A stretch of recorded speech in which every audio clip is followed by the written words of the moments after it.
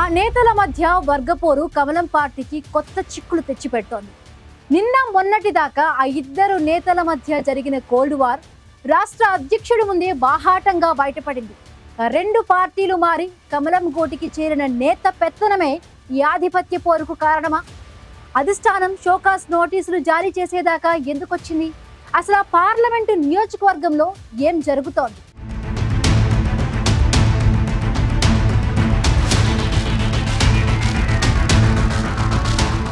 BJP అంటేనే క్రమశిక్షణకు మారుపేరు. కానీ ఉమ్మడి ఆదిలాబాద్ జిల్లాలోని మంచిర్యాల జిల్లాలో ఆ ఇద్దరు నేతల తీరు పార్టీ పరువును బజారున పడేస్తున్నాయి.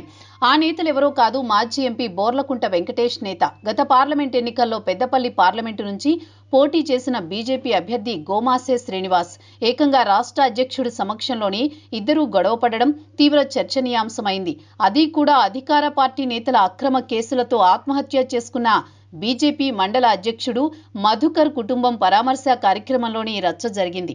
ఇద్దరు నేతలు ఒకరినొకరు తిట్టుకోవడంతో అసలేం జరుగుతుందో అర్థం కాక అంతా నోరెళ్లబెట్టాల్సి వచ్చింది.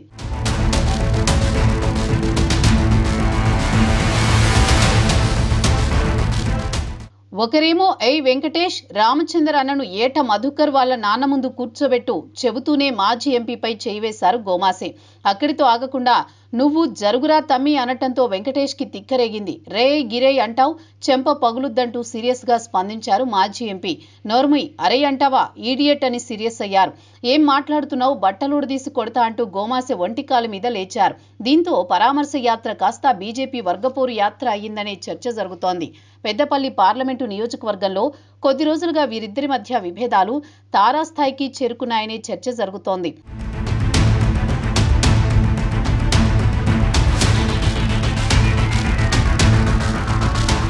కేంద్ర రాష్ట్ర స్థాయిలో నేతలెవరొచ్చినా నియోజకవర్గ ఇన్ఛార్జిగా వ్యవహరిస్తున్న గోమాసే శ్రీనివాస్ ని కాదని వెంకటేష్ నేత అన్ని తానే వ్యవహరించడం వల్లనే వీరిద్దరి మధ్య విభేదాలు తారాస్థాయికి చేరాయి. గతంలో కాంగ్రెస్ బీఆర్ఎస్ పార్టీలలో ఉన్న సమయంలో తన వెంట ఉన్న వారందరినీ మళ్లీ ట్రాక్ పైకి తెచ్చి పెద్దపల్లి పార్లమెంట్లో వెంకటేష్ నేత చక్రం తిప్పుతుండడం గోమాసేకు చిక్కులు తెచ్చి పెడుతోందట. రేపు ఎన్నికలొస్తే టికెట్ రాకుంటే ఏ పార్టీలోకి వెళతాడో తెలియని వెంకటేష్ నేత పెత్తనం చెలాయించడాన్ని శ్రీనివాస్ వర్గం నేతలు వ్యతిరేకిస్తున్నారు.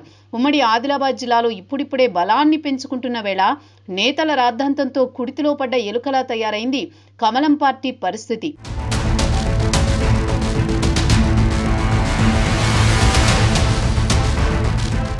ఈ సంఘటనతో పెద్దపల్లి నేతలపై సీరియస్ అయిన బీజేపీ హైకమాండ్ వెంకటేష్ నేత గోమాసే శ్రీనివాస్ కు షోకాజు నోటీసులు జారీ చేయడంతో జిల్లాలో చర్చ జరుగుతోంది. మరి బీజేపీ అధిష్టానం రానున్న రోజుల్లో ఇలాంటి ఘటనలు జరగకుండా ఏ రకంగా చర్యలు చేపడుతుందో చూడాలి. నేతలు పంతాలకు పోయి పార్టీ పరువు బజారు కీడిస్తే లోకల్ వార్లో కమలానికి మైనస్సే అంటున్నారు రాజకీయ విశ్లేషకులు.